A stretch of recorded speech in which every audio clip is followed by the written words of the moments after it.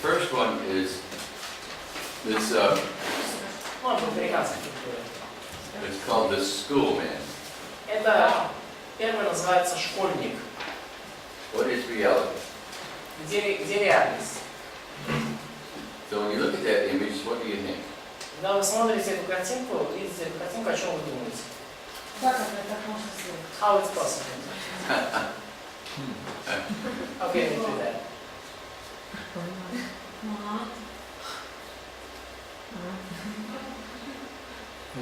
This is actually when I teach church history, because these are different people in church history. The schoolmen. Да, но я так преподаю историю церкви. Да, это вот разные люди в истории церкви. Где реальность? This looks a little bit like Masha. На Машу похожа эта девушка, да? Чуть-чуть. Старый священник. You know what he would do? This is the Orthodox priest, and he's going to go fishing. Это православный священник, который идет на рыбалку. The old priests, they knew how to do stuff. Старые священники, они вообще знают, как делать многие The вещи. new priests aren't so smart. Новые священники, они не настолько Here's the same. Here's a new priest. Это новый священник. Что он там делает? Новый священник. Включает бензопилу. Это кресло епископа. Это яйца, да? Да. Это багаж епископа. А я думала, леди какой-то. Airport. Это уже... Это аэропорт. Борисполь. Борисовский аэропорт. It's Ukraine. Это Украина. Ремонт. Ремонт в Украине. This is a. Как первое церковное здание начали строить?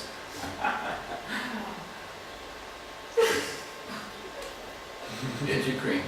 Это Украина. It's America. Это уже Америка. His plane stopped and he's trying to get it going again by saying, Ну, то есть, самолет остановился в воздухе, он пытается его завести, скачать. Can we turn off that light switch? Nancy wants to turn the light off. It's Китай. Это в Китае. Инквизиция. Ага.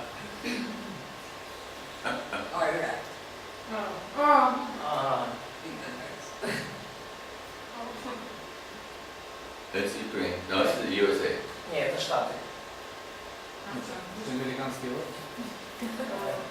Это руки, скрещенные в молитве.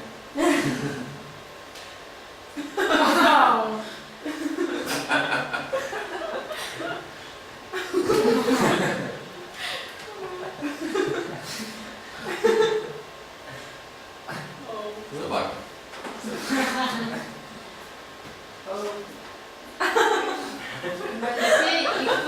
Мы все заканчивали свои приколы. You gonna read it, Nancy? No. Translate for Nancy. Moses, stop doing your jokes. Did he divide the water and this other guy can't catch any fish? Oh. It's Ukraine. А вот Украина. Actually, that'd be in USA because of the trucks and stuff. Но, So what happened, this lady filled up a gas tank, took off. Женщина заправилась, поехала сразу в заправку и выиграла шланг. This is our Bible college office. Это офис нашего библейского колледжа. Дверь.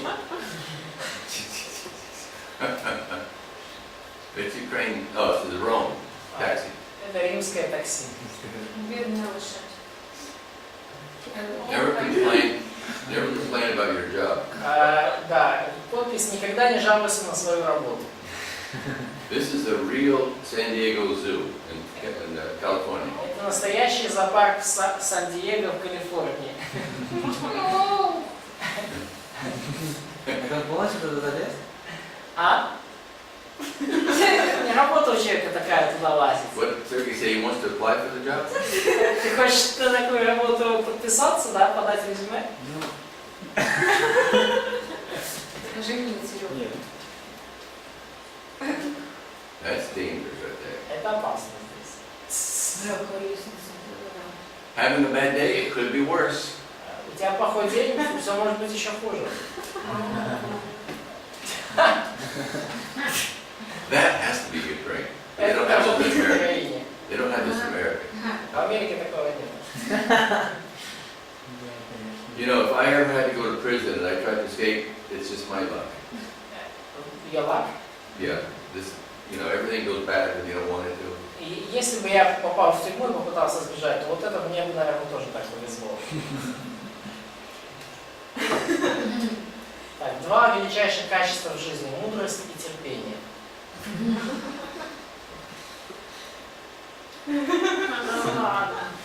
Серьезно? Is it real? Yeah. That picture? Yes. А где это? Where is such thing? Near Kharkiv. Where? Blizny Kharkiv, near Kharkiv. Подожди. Недалеко от Харькова. О, Okay, that's it. Ну вот это все. I got one more quick one on how big is God, Еще and it shows our relative size. кое-что покажу насчет того, как видит Бог и насколько мы по сравнению с Ним. When I was in college, I took a class in astronomy. I learned this. И когда я был в колледже, у нас был курс астрономии, я вот там это выучил. These are 5 planets from our solar system, Вот 5 планет нашей Солнечной системы. arranged by size. Они по размеру You отсортированы. can see the Earth is the blue one. Видите, Земля, она голубенькая такая. Now this one, you can see Earth on the bottom left. Yeah. А здесь вы видите Землю, она уже вот тут. А это уже как бы Юпитер, Сатурн, Уран и Нептун. See if it's one here.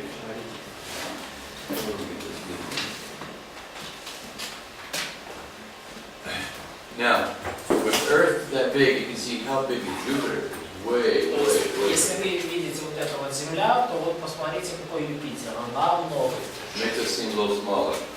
И, да, кажется, что мы уже на фоне поменьше видим. Now look, the arrow points to the big arrow to the Earth. Вот здесь вот эта вот Земля, стрелка указывает, там Юпитер, а это Солнце. Сейчас будет это. That really makes you seem small. Да, и это действительно уже заставляет нас понять, что мы очень маленькие. Now then, the left arrow is our sun. И вот там вот дальше это Солнце, вот стрелочки белые показаны.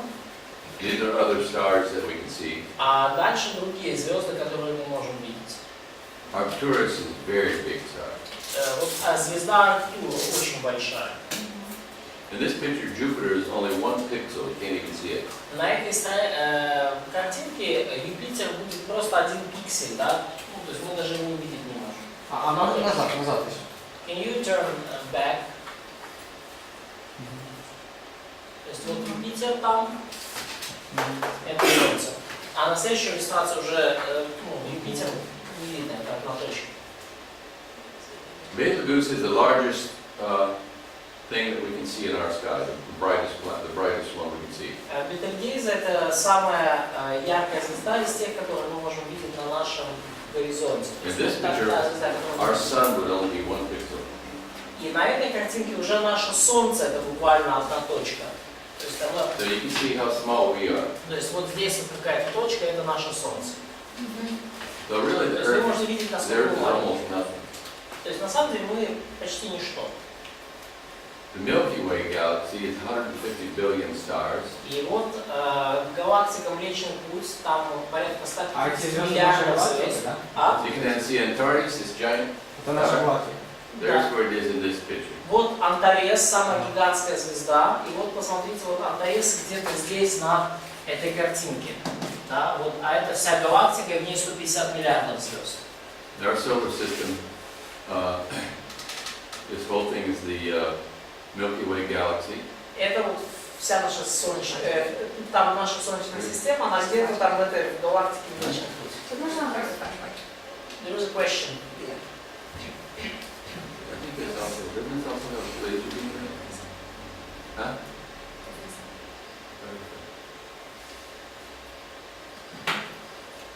Who had a question? Катя.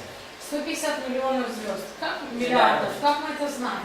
How we count them? How did we count them? Like it's 150 billion. Like this. Один, два, Ну, три, так. четыре, пять. Actually, they take photos with like Hubble telescope. Ну, на самом деле они просто берут фотографии там с телескопа Хаббл. In fact, I recently read in astronomy journal that now they think 250 billion in this Milky Way galaxy. И я уже недавно прочитал в астрономическом журнале, что сейчас они сходятся в том, что уже, скорее всего, 200 миллиардов звезд, а не 150. То есть может и 300 на самом деле. So it could be even 300. Maybe. And now they believe there's at least 150 billion galaxies. И теперь они также убеждены, что есть, существует порядка Every one of 150 these little things that are like fluid, миллиардов галактик. all these little dishes, every one of those are a galaxy. Вот Not все stars. вот эти вот маленькие вот эти вот точечки, да, здесь, это не звезды, это галактики. So Это really, галактики. the truth is we're nothing. We're less than the millionth of a speck of sand in the ocean. То есть Our whole Earth. мы на самом деле просто ничто, наша Земля, мы как одна из миллионов песчинок в океане.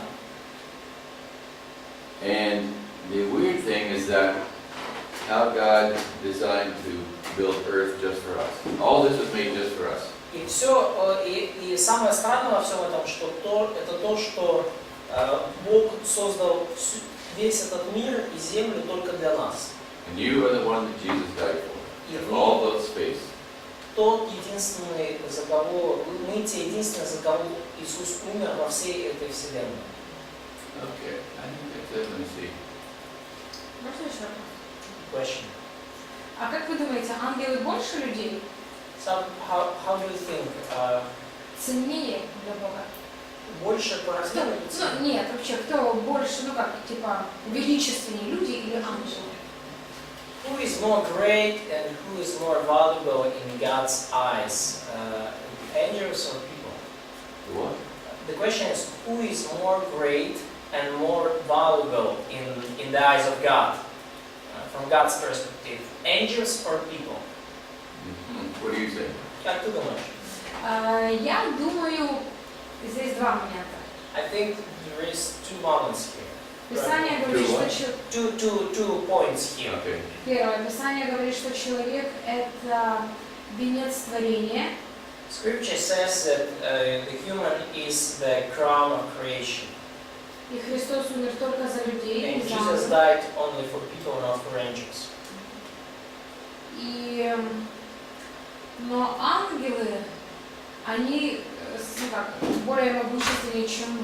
But angels are more powerful than we are. Я думаю, человек ценнее. And I think that people are more valuable, even though they not so powerful. So they are more valuable for God, even though they not so powerful. What do you mean by value? Что ты подразумеваешь под ценнее? Я подразумеваю, сейчас что подразумеваю, ну для Бога ценнее. So she just said valuable for God. I cannot. Well, I would say that angels are just servants. Ну, я бы сказал, что ангелы это просто слуги. Of course, the word only means a messenger. Ну, слово значит посланники, да? So I would say that angels are not really special. Ну, я бы сказал, что ангелы не являются чем-то очень особенным. They're kind of like robots, Они своего рода роботы. but they are in the image of God. И они также несут в себе отпечаток образа Божия. They do have emotion, intellect, and will. Они также обладают эмоциями, интеллектом и волей. At least everything we know about them. Ну, это, по крайней мере, то, что мы о них знаем. And all the angels in the Bible are, when they appear as men, not women. И интересно, что все ангелы в Библии, когда они появляются в мужском обличии, а не в женском. So that means that men are important and women are not important. И это значит, что мужчины важны, а женщины не важны. На это Нэнси сказала,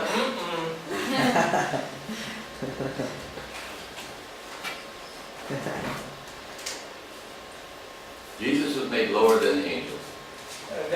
Иисус был поставлен Господом над ангелами. Да? Да? Иисус Господь над ангелом. Да. Yes. Okay, we're going to open our notes now to the. This is the picture of Oksana when she's young. Это фотография Оксаны, когда она в детстве. She had dark hair. Это от солнца написано. Does that look fun? Okay, page 49. Are there any questions on page 48? Есть ли вопросы по странице 48? You should be able to think through that page. Вы должны быть способны, скажем так, Okay, now. осмыслить эту страницу. Можно вопрос? Вот вы говорили, да, что сейчас популярностью пользуются александрийские манускрипты. You said that Alexandrian texts are more popular now. По причине того, что они более древние, и сейчас вообще принято мнение, что они лучше, чем древнее, тем лучше. So because of they are more old, and now there is a common opinion that the oldest copy is better. Well, that's the oldest copy is better. That began to be a prominent opinion about 200 years ago. So this opinion started 200 years ago. Not started, but basically it became most important then. It became very strong then. Ну вот это мнение, что чем древнее копия, тем лучше, оно распространилось и утвердилось где-то 200 лет назад. Today all textual scholars agree that older does not mean better. И теперь, ученые, занимающиеся текстуальной критикой, они говорят, что то, что манускрипт старше, не всегда значит, что он лучше. And they would also say that the bigger number doesn't mean better.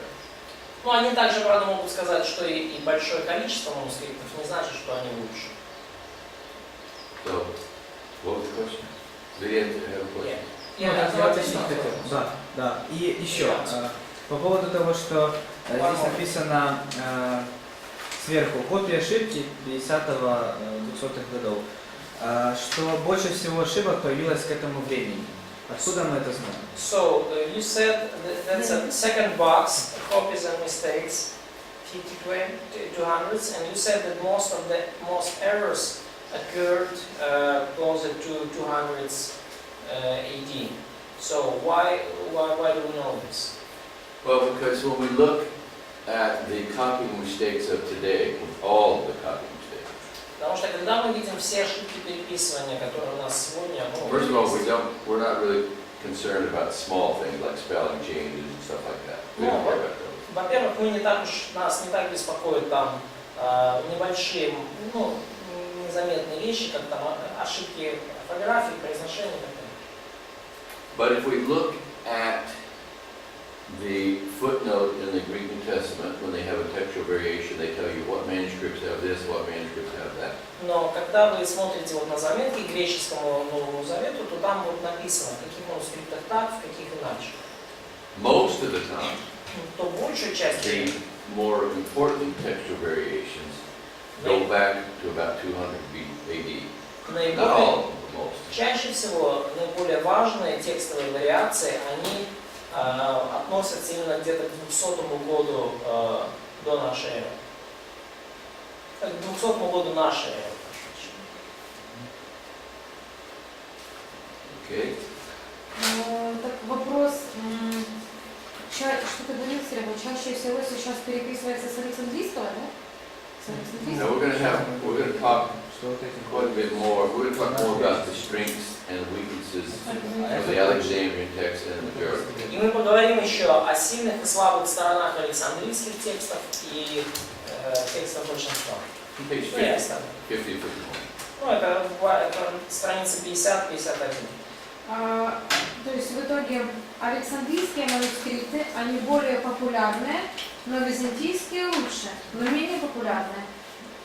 So can we say that Alexandrian texts are more popular, but majority texts or Byzantine texts are better even though they're not so popular? Well, of course, not everybody agrees on every judgmental aspect of textual criticism. Not everybody agrees. Yeah, everybody. There's lots of different opinions. Ну, есть много разных мнений на этот счет, и не все там, ну, многие мнения расходятся по поводу этих текстов. Even 50 years ago, there were still some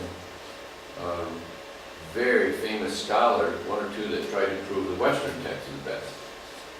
50 лет назад было один-два очень крупных видных ученых, которые пытались доказать, что западные тексты самые лучшие. Today, almost no one would say that. И сейчас уже никто так не говорит.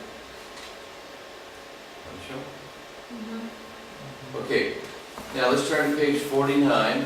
Давайте откроем страницу 49 We'll talk about New Testament manuscript production. и поговорим о том, как был произведен или как появился на свет Новый Завет. Like if we hold up a Bible in our hands today, Вот когда мы Библию держим в руках сегодня, whether it's English or Russian, Ukrainian, doesn't будь matter, она английская, украинская, русская, не важно, we realize that it's a translation. то мы понимаем, что это перевод.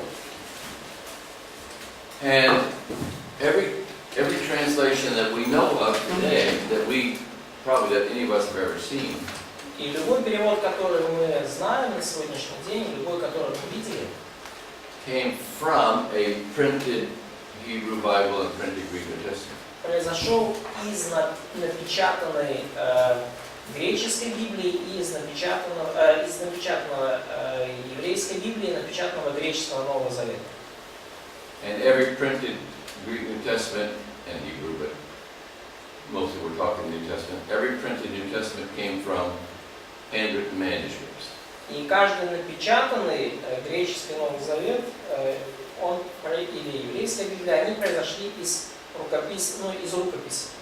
So God gave the original text perfect. И таким образом Бог дал изначальный текст совершенным. People copied it and made mistakes Люди копировали его, делали ошибки по ходу. for about more than 1,500 years. В течение более 1500 лет. They invented the printing press, Потом они разработали печатный станок. and they began to make printed editions of the Hebrew and the Greek. И потом они начали делать печатные версии еврейских и греческих текстов. Actually, the Old Testament was printed about 2 generations before the New Testament. Ветхий Завет был напечатан где-то за 2 поколения до Нового Завета. And then they translated the Bible into modern languages И потом они начали переводить Библию на современный язык. using the printed Greek New Testament. И они использовали при этом напечатанный греческий Новый Завет. And then they printed those languages in a book that we can use or electronic form.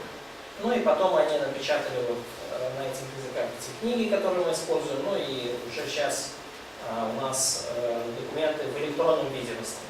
So really the Bible's gone through about 4 major stages. И потому Библия, та, которая у нас сейчас есть, она прошла, по сути, через 4 стадии, основных стадий. But you can break it down into 2, manuscript and printed. Но вы можете разбить ее, в принципе, на 2, да? То есть это манускрипты и напечатанные тексты на оригинальном языке. Now what did we say was the goal of textual criticism? И что, как мы сказали, является целью текстуальной критики? Вопрос. Что является целью текстуальной критики? Определить подлинное значение. To investigate the real meaning of text. Not the real meaning. А? Not to investigate the real meaning of the text. Ну, не определить реальное значение текста. Это не является задачей. But what? Ну что написано реально? What was to find what was written originally? Okay, to try and discover the text that's closest to the text of the apostles or like the text of the apostles. So to find the text which is Yeah, closest to try to put together a text that's like the text of the apostles. То We есть know it's never going to happen in this world, but we try. цель в том, чтобы собрать воедино текст, который будет наиболее близким к изначальному тексту, записанному апостолом. Мы знаем, что это никогда не случится в этом мире, но мы стараемся подобраться как можно ближе. Yes. Ну да. Okay, so at first, the New Testament began to be written on papyrus. В самом начале Новый Завет был записан на папирусе. So if you look at this page 49, you can see 5 boxes. Когда вы вот смотрите на страницу 49, вы видите там 5 блоков, да? Nancy needs that stuff behind you.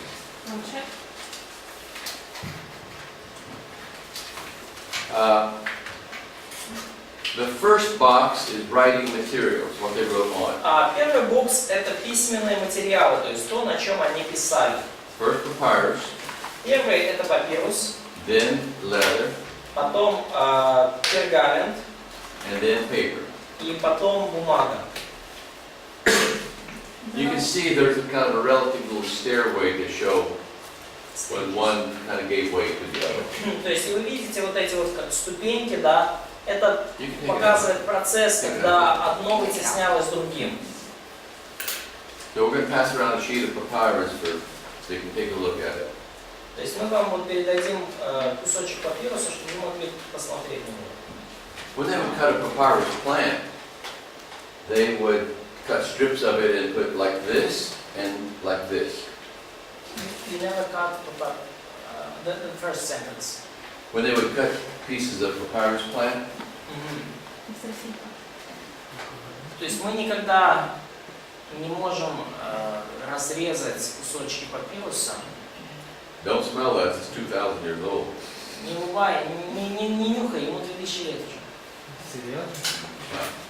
This is just one from the tourists in Egypt. Ну это вот мы как туристы купили. You notice, by the way, the fibers go this way and this way. Вы обратите внимание, волокна они идут и в одном направлении, и в перекрестном, и в одном Now и в другом. they would make strips of this papyrus stuff. То есть они делали вот полоски этого папируса. They would lay them this way, horizontal, and on the other, and then they would lay them this way. But they would not wave them like a basket. То есть они их не переплетали как корзину, но они накладывали вот в одном направлении слой, а потом в другом направлении слой, ну, вертикальном и горизонтальном. Но они не переплетали при этом. It's from the Greek word papyrus.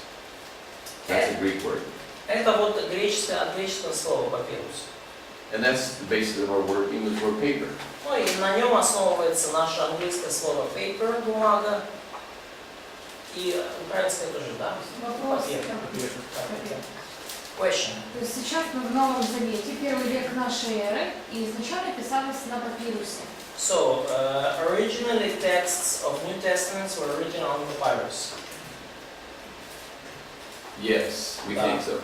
Мы думаем так. We don't have the original, so it's assumed that it То есть у нас нет оригинальных текстов, поэтому это просто предположение. is.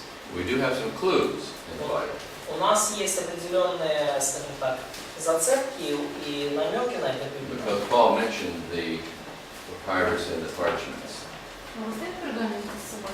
Потому что Павел упоминает папирус where he mention them? Papyrus and... What you mentioned basically would be papyrus and parchment books. Like, we'll talk about both of them. Да, то есть он упоминает в своих посланиях папирусы и кожаные книги. Now, what would be an advantage of making this stuff out, making paper out of papyrus? Итак, в чем могло быть преимущество того, что вы делаете бумагу на, ну, как нас тут, то есть у вас не бумага, а вы просто используете такой папирус в качестве бумаги. Качественный чем бумага? А? Папирус качественный чем бумага? Ну, да, So, вечный. maybe this papyrus is, he's more strong, he could stay longer than regular paper. Его невозможно порвать. Yeah. It's impossible to throw, Both of those are wrong. и то, и другое ложно. Он не In fact, both of прочный. them are just the opposite. It's easy to tear. Его легко порвать, и он не настолько прочный. One disadvantage is it tears up too easy. Одна из, кстати, его недостатков папируса, то, что What are он the рвется three- очень просто. What three things do you need for a plant to live? Какие три вещи надо, чтобы это растение жило, существовало? Water, heat, so warm climate, Солнышко. Water, light, вода, свет, air. воздух. Okay? No plant can live without those. То есть, ну, ни одно растение без этого не существует. Now, if you go out from outside and you take a green leaf off of a tree, Если вы выйдете на улицу и сорвете зеленый лист с дерева, and you put it like in a big book, say dictionary, and squash it, и, например, flatten it out, вы положите вот этот листик в словарь между страницами, 10 years later you open it up, it's still green. то вы его откроете, и через 10 лет он также будет зеленым. But if you lay it out on the street, Но если вы его оставите на улице, it's exposed to air or water or light, then those things destroy it. When it's alive, it has to have them to live. When it's plucked off, those same three things destroy it. но, то есть если вы его оставите в словаре, то вы через 10 лет смотрите, он снова зеленый, да? Он также зеленый. Но если вы оставите просто сорванный лист на улице, то вода, воздух и свет, они его уничтожат. То есть он не проживет 10 лет, да? То есть те же вещи, которые давали ему жизнь, когда он был прицеплен к дереву, когда он отцеплен от дерева, они же его и убивают. So what is an advantage of papyrus? Think about it. Итак, в чем преимущество папируса? Подумайте об этом. The disadvantage is it doesn't last long. Э, Because it gets brittle and Нет. falls apart. Недостаток его в том, что он недостаточно прочный и он рассыпается на части. В чем преимущество Now, папируса? the papyrus that we have were found in Egypt in the sand where there's no air, water, and sunlight. И папирусы, которые у нас есть, были найдены в Египте, где нету, где мало воды, где нету света и солнечных лучей. And when they get those, they seal it between glass so there's no air touching them. А, And when they preserve them, да, то есть там seven between glass. they put like a seal around it, and then they put tape around it so people can use it and not get cut. То есть они, там, где они хранили их, они их запечатывали в специальных капсулах, да, то есть чтобы воздуха там не было, и также они там специальной лентой их обматывали, чтобы можно было. And then they store them in a vault that can't burn, like a big cement or steel room. Да, то есть они их хранили в специальных каменных комнатах, And it has no moisture in it. No water. где там не было влажности, то есть там не было очень сухо было в этих What is комнатах. it? Is this someone's phone? No, it's probably retardants. Ah. Okay, so what do you think is an advantage of papyrus then? Как вы думаете, в чем же преимущество папируса? Может, что он легкий и не так тяжело писать, как на глиняных табличках. It is light and it's not so hard to write on it than, for example, on a clay tables. Да. No, that's not it. Okay, think of this. Ну, Papyrus подумайте. plants, yes. Можно его лучше сохранить. Он сохраняется. In good condition, it could be, you could save it for a longer time. No. Yeah. Мы не знаем. Papyrus is a plant. It grows naturally along the Nile River. Папирус растение, которое растет естественным образом на реке Нил. If you want some paper, you go out and pull some plants and make paper. Если вам нужна бумага, вы идете, срезаете вот это растение и делаете себе бумагу. So the big advantage of papyrus manuscripts is that they're cheap. They grow, you don't have to buy them. Самое большое преимущество папируса в том, что он дешевый. The Он растет, disadvantage, вам не надо его покупать. the disadvantage is that they don't last very long. Но недостаток его в том, что он не живет долго. Okay. Let's see. Prepodait. Do you have any questions about Bible? So this seminar is for you. Это the professor. Это профессор. Mark, no. No, I didn't say that. I asked Jim Myers if I could teach her, and he said, "Do you believe in evolution?" And I said, "Yes." Меня Джим Майерс как-то спросил, когда приглашал учить, спрашивает, а ты веришь в эволюцию? Я говорю, да. He said, "Prove it." I showed him his pictures. Докажи, я ему показываю эту картинку. He said, "That's trick pictures." Он говорит, это шуточная But I картинка. said, "I have other proof." Я говорю, у меня есть другие He доказательства. said, "Show me." Сейчас покажу. He said, "Show it to me." Он сказал, покажи их мне. And he saw it. He says, "Now I believe." И он посмотрел и сказал, окей, теперь я верю. А что пишешь? Okay, you can see there's 5 parts in the study. Мы, видите, да, 5 частей этого And we're going исследования. to skip this part first and go through the papyrus. Oops. Oh, wait. Bistro. Okay. So, I want to show you a couple pictures of papyrus, a little bit about how it's made. И я покажу вам кое-что вот связано с папирусами, как его делают. It's a very long, tall, skinny stem with a garland, like a big, giant flower thing at the top. То есть это вот, ну, такой большой, очень длинный, тонкий, узкий стебель с какими-то цветами наверху. They use Гигантский these цветок. papyrus is used to make shoes, to make boats, to make fans. The Pharaoh was fans of these things, the top parts. То есть вот эти все папирусы используют для того, чтобы делать обувь, для того, чтобы делать лодки, для того, чтобы делать даже вееры. Папирусы? From papyrus. Yes.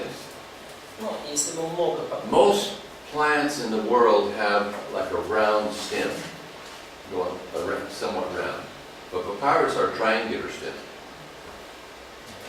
The stem going up is triangle. Ага, то есть, Это бамбук. ну, у папируса один из немногих растений, где, ну, скажем так, он вверх растет. They can become very tall. И он может стать очень, ну, папирус может быть очень высокий. It's not uncommon for them to get 5 or 6 meters. 5 meters is not real uncommon. То есть 5-метровый папирус это не что-то необычное. Even this one is 4 meters. И даже вот это 4 метра папирус. Это обычная высота. And that long stem И вот на этом is what they длинном make стебле, paper out of. They cut it into sections то есть из него удобно делать бумагу. Ты его нарезаешь на кусочки, like this. на такие вот, например. You can see that this cut shows you that it's triangular. You see how it's И triangular? The stem видите, is? что вот этот вот, ну, разрез показывает, что стебель-то треугольный. Сечение треугольное. Here's after they set for a while. The guy cut these and he's going to make paper out of this. То есть они вот их так нарезали, и вот и потом из этого делали бумагу. There's a cutting and scraping tool. Вот это вот специальный инструмент для This was about 2,000 years old. нарезки и для, ну, для обработки, ему около 2000 лет. And here's illustration from a book about how they make this. И вот иллюстрация с книги о том, как же делался папирус. Believe it or not, it's as strange as it may seem, I Since I was a Greek major in college, I actually took a course on papyrus manuscripts. Ну, верите или нет, но поскольку я все-таки преподавал греческий в университете, то я взял курс как-то по манускриптам из папируса. A lot of it was translating papyrus manuscripts, but we also had to learn how to make. Ну, и многое из этого You can see they take a section out of the stem. касалось перевода манускриптов. То есть, Maybe it's 30 centimeters. то есть, что папирус, он разделялся на кусочки там по 30 сантиметров. And then they slice it off. Они с них срезали, And they put the нарезали slices слоями. like this and like this. И они вот эти срезы, они размещали вертикально и потом, под углом, Then they, слоями под углом 90 градусов. since it's still wet, it has kind of like a natural glue, and they compress it for a few days, and it glues together. И поскольку на момент среза вот эти папирусы еще влажны, то это как естественный клей, и они вот их складывали так, сжимали прессом, и они склеивались эти слои друг с другом. And sometimes they use artificial glue. И иногда они использовали также какой-то искусственный клей для укрепления. Here's what one would look like, a modern one, when they would make it. Ну вот так выглядит современный папирус, вот когда они его And you делают. take scissors or a knife or paper cutter and make it square. И потом вы берете там ножницы, нож. Now, и when you're writing on даете this, форму. when you're writing on one side, the lines are straight, it's pretty easy to write.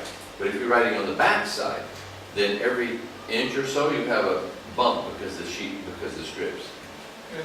So if you write like this, it's Yeah. convenient. In other words, if it was like this. Да, The other side, one side is this way and the other side is this way. да, то есть когда вы пишете по, там, где линии идут горизонтально, то писать очень удобно. Но когда вы переворачиваете на другую сторону, там, где у вас уже вертикально идут полосы, то у вас, получается как бы полоска, пробел почти на каждой But in стороне. the ancient world, they had different grades of papyrus, just like today they have different quality of paper. Но в то время у них были различные, скажем так, как у нас сейчас бумага разного качества, у них тогда также был папирус разных And степеней качества. And in the Roman Empire days, the very best paper was called imperial grade. И в Римской империи самый качественный папирус, он назывался It папирус was so professionally done, you could barely tell it was papyrus. императорского класса. Он был сделан настолько профессионально, что вы даже с трудом могли распознать, что это папирус. Now here's some school children that raise their own papyrus and cut it, and they're making a giant sheet of papyrus. И вот это ученики в школах, которые вырастили сами папирус и, скажем так, его таким образом приготовили, и вот сделали такой гигантский кусок папируса. Here's a picture of a scroll made out of papyrus. И вот эта картинка свитка, сделанного из папируса. And what they would do is they would make square sheets, like always. Вот что они делали? Они делали такие квадратные листы. Then they would sew the square sheets together. И so they glue them together. Yeah, they sew them together at the edge. Они их соединяли вместе. And the professional people that did this, you could almost not tell where one started and one ended. Они, я прошу прощения, они их сшивали вместе, и они настолько делали это профессионально, что вы не всегда могли даже заметить, где начинался один квадратный кусок, и где находился вот этот вот слой. And when the New Testament era began, the rolls were the common thing, not books, but rolls. И в то время, во времена Нового Завета, свитки были наиболее распространенными, то есть не книги были распространены, как у нас. You could only get about 40 pages or 40 chapters or approximately that on one roll, because it would be too big and break apart. So 40 pages. Not approximately, 40 pages or 40 chapters. То есть на одном, получается, свитке у вас могло быть там 40 страниц или 40 глав книги. Now this is actually a papyrus sheet from AD 251. И вот это вот папирус датированный 251 годом нашей эры. Huh? Yeah, turn the light off. You can see a couple things on this papyrus. First is a medium grade, it's pretty good quality. Вы можете кое-что увидеть насчет этого папируса. Во-первых, он средней, ну как бы, средней степени считается, то есть он хорошего качества. In 251, when this was made, they used reeds or sticks for ink pen. They didn't use feathers yet. They used just like a reed, sharp reed or sharp stick.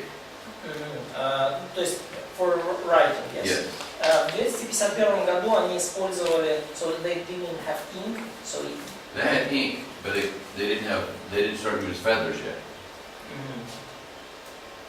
At first they only wrote with sticks. We'll talk about Сначала, то that. есть они писали чернилами, но у них не было как перьев, как у нас, да, чернильных перьев. Они просто использовали палочки и писали, ну, обмакивали палочку в чернила и Look on писали. your page, the second box. You see that?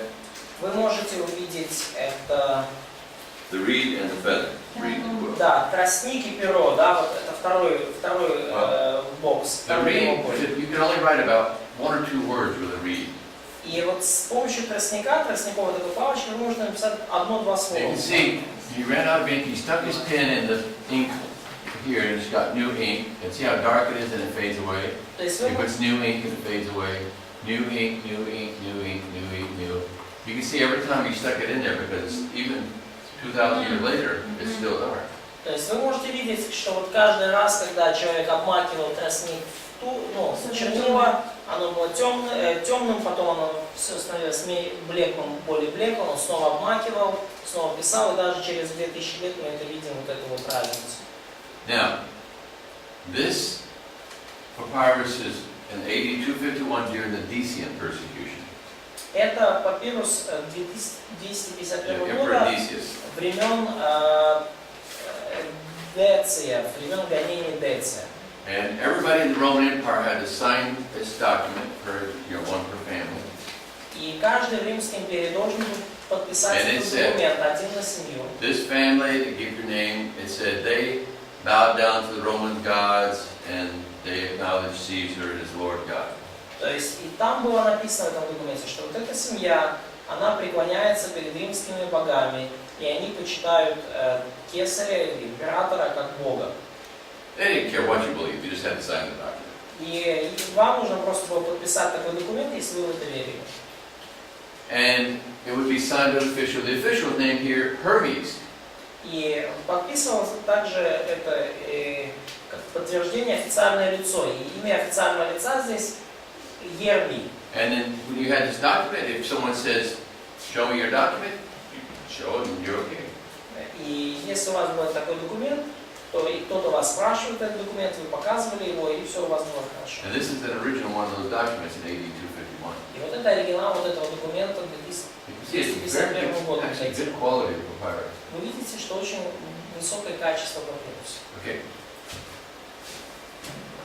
And this is a piece of the Septuagint, И вот это отрывок из Септуагинты, and it's the beginning of what book?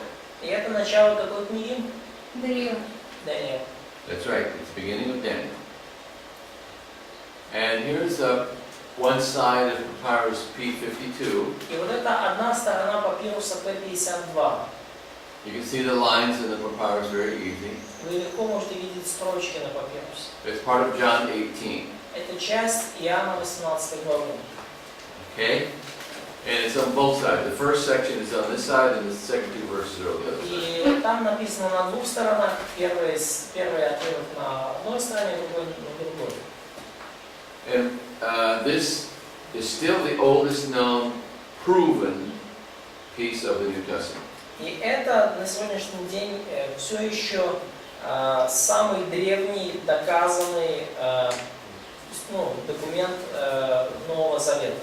It's dated about 121, 125. То есть его где-то датируют 121-125 годом нашей. And about one generation after John wrote it. То есть это буквально одно поколение после того, как Иоанн его написал. Now, as I said, later this year they're supposed to publish another document that's recently been found of Mark that is even in the 1st century. И, как я уже сказал, немножко позже, ближе к концу года, должны опубликовать еще более древний документ, который датируется 1 веком. Это кусочек Евангелия от Марка. This is a papyrus roll when it was found. It's a scroll made out of papyrus. И вот так выглядит свиток папируса, ну, вот, когда его находят. What they would do is they would take this scroll and they would go into a very specially made room for atmosphere and temperature and lighting and moisture and everything controlled. И что они делают, когда находят папирус? Они относят его в специальную комнату, где все продумано в плане освещения, влажности, температуры. And professional people know how to do this. Would gradually unroll it and take photos. И ну, профессионалы с соответствующей подготовкой, они должны очень грамотно развернуть этот папирус и сделать фото сразу. They would preserve it. Eventually it would be published. И так потом этот свиток ну, передают на сохранение и опубликуют. Okay. Yeah. What time was our break here? Да. Okay, let's take a 10-minute break. And when we come back, we'll talk about leather. Поговорим о пергаменте, когда вернемся через 10 минут.